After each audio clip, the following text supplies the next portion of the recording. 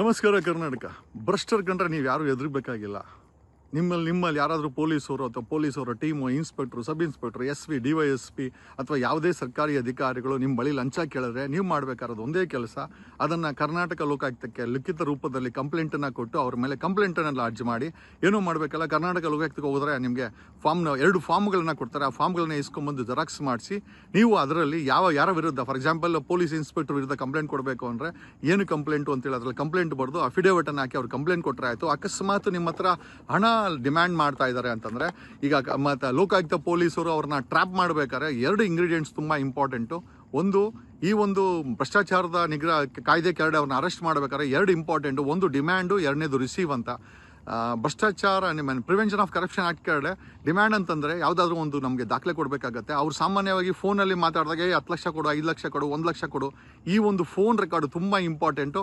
ಹಾಗಿದ್ದರೆ ಮಾತ್ರ ಅವ್ರನ್ನ ಟ್ರ್ಯಾಪ್ ಮಾಡಲಿಕ್ಕೆ ಲೋಕಾಯುಕ್ತ ಪೊಲೀಸರಿಗೆ ಅನುಕೂಲ ಆಗುತ್ತೆ ಅಂತ ಈ ಮೂಲಕ ಹೇಳುತ್ತಾ, ಒಂದು ಡಿಮ್ಯಾಂಡು, ಎರಡನೇದು ನೀವು ಕೊಡೋಂಥ ಹಣವನ್ನು ಅವ್ನು ರಿಸೀವ್ ಮಾಡ್ಕೊಬೇಕು. 2 ಇಂಗ್ರೀಡಿಯೆಂಟ್ಸ್ ಆದರೆ ಮಾತ್ರ ಪ್ರಿವೆನ್ಷನ್ ಆಫ್ ಕರಪ್ಷನ್ ಆಕ್ಟ್ ಕೆಳಗಡೆ ಅವರನ್ನು ಅರೆಸ್ಟ್ ಮಾಡಲು ಸಾಧ್ಯ ಅಂತ ಹೇಳುತ್ತಾ, ದಯಮಾಡಿ ಯಾವುದೇ ಭ್ರಷ್ಟರಿಗೆ ಕರ್ನಾಟಕದಲ್ಲಿ 7 ಕೋಟಿ ಕನ್ನಡಿಗರು ನೀವೆಲ್ಲ ತುಂಬ ಧೈರ್ಯವಂತರು.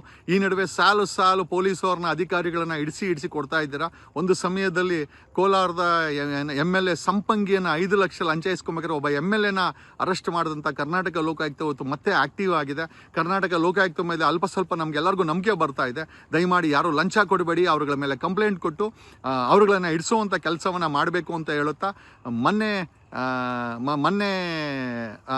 KP ಅಗ್ರಹಾರದ ಇನ್ಸ್ಪೆಕ್ಟರ್ ಗೋವಿಂದರಾಜನನ್ನು ಅರೆಸ್ಟ್ ಮಾಡಿದಂಥ ಲೋಕಾಯುಕ್ತ ಪೊಲೀಸರು ಈಗ ಕಂಪ್ಲೇನೆಂಟ್ಗೆ DCP ತೊಂದರೆ ಕೊಡ್ತಾ ಇದ್ದಾನಂತೆ. ಬೆಂಗಳೂರಿನ ಆ ಒಂದು KP ಅಗ್ರಹಾರದ ಸಂಬಂಧಪಟ್ಟಂಥ DCP ಸುಮ್ಮನೆ ನೋಟಿಸನ್ನು ಕೊಟ್ಟು ಆತನ ಮೇಲೆ ಒತ್ತಡವನ್ನು ಹೇರಲಾಗ್ತಾ ಇದೆ. ಯಾವುದೇ ಕಾರಣಕ್ಕೂ ನೀನು ಯಾರಿಗೂ ಸಾಕ್ಷಿನ ಹೇಳಬಾರ್ದು. DCP ಸಂಬಂಧಪಟ್ಟಂಥ ಪೊಲೀಸರು ಮತ್ತು ಗೂಂಡಾಗಳು ಅಲ್ರಿ, ಅವನು ಗೋವಿಂದರಾಜನನ್ನು ಹಿಡ್ಕೊಟ್ಟಿದ್ದಕ್ಕೆ ಬೆಂಗಳೂರು ಪೊಲೀಸರು, ಬೆಂಗಳೂರಿನ DCP, ಬೆಂಗಳೂರಿನ ACP, ಬೆಂಗಳೂರಿನ ಪೊಲೀಸರು, ರೌಡಿಗಳು ಆತನಿಗೆ ಸಮಸ್ಯೆ ಮಾಡ್ತಾ ಇದ್ದೀರಲ್ಲ. ಯಾವ ಕಡೆ ಹೋಗ್ತಾ ಇದೆ ಕರ್ನಾಟಕ, ಯಾವ ಕಡೆ ಹೋಗ್ತಾ ಇದೆ ಸ್ವಾತಂತ್ರ್ಯ ಅಂತ ಈ ಮೂಲಕ ಹೇಳುತ್ತಾ, ಬೆಂಗಳೂರಲ್ಲಿ ಆ ಭ್ರಷ್ಟ ಗೋವಿಂದರಾಜನನ್ನು ಹಿಡ್ಕೊಟ್ಟಂಥ ಸೃಜನ್ ಇರಬೇಕು. If I am not wrong, ಸೃಜನ್ಗೆ ರೌಡಿಗಳು, ಪೊಲೀಸರು ನೋಟಿಸ್ ಮೇಲೆ ನೋಟಿಸ್ ಕೊಟ್ಟು ಆತನ ಬಾಯನ್ನು ಮುಚ್ಚಿಸುವ ಮತ್ತು ಆ ಗೋವಿಂದರಾಜನ ಮೇಲೆ ಇರುವಂಥ ಕೇಸನ್ನು ವಾಪಸ್ ತಗೊಳ್ಳುವಂಥ ಕೆಲಸ ಮಾಡ್ತಾ ಇದ್ದಾರೆ. ಆತನಿಗೆ ಪ್ರೊಟೆಕ್ಷನ್ ಕೊಡಬೇಕು ರಾಜ್ಯ ಸರ್ಕಾರ. ಪರಮೇಶ್ವರ್ ಅವರು ಇದ್ರ ಬಗ್ಗೆ ದಯಮಾಡಿ ಸಂಬಂಧಪಟ್ಟ ಸೀಮಂತ್ ಕುಮಾರ್ ಅವರ ನೀವು ಪೊಲೀಸ್ ಕಮಿಷನರ್ ಆದರೆ ಯಾಕ್ರಿ ಈ ಥರ ಮಾಡ್ತಾ ಇದ್ದಾರೆ, ಯಾಕ್ರಿ ಅವ್ನು DCP ಸುಮ್ಮನೆ ನೋಟಿಸ್ ಕೊಟ್ಟು ಸಮಸ್ಯೆ ಕೊಡ್ತಾ ಇದ್ದಾರೆ ಅಂತ ಈ ಮೂಲಕ ಕೇಳುತ್ತಾ, ನಾವು ಬದುಕ್ತಾ ಇರೋದು ಸ್ವತಂತ್ರ ಭಾರತದಲ್ಲಿ, ಸಂವಿಧಾನದ ಕೆಳಗಡೆ. ನೀವೆಲ್ಲರೂ ಕೂಡ ಪಬ್ಲಿಕ್ ಸರ್ವೆಂಟು, ಸಾರ್ವಜನಿಕ ಸೇವಕರು. ನಮ್ಮ ತೆರಿಗೆಯಿಂದ ನಿಮಗೆ ಸಂಬಳ ಬರುತ್ತೆ, ನಿಮ್ಮ ಜೀವನ ನಡೀತದೆ.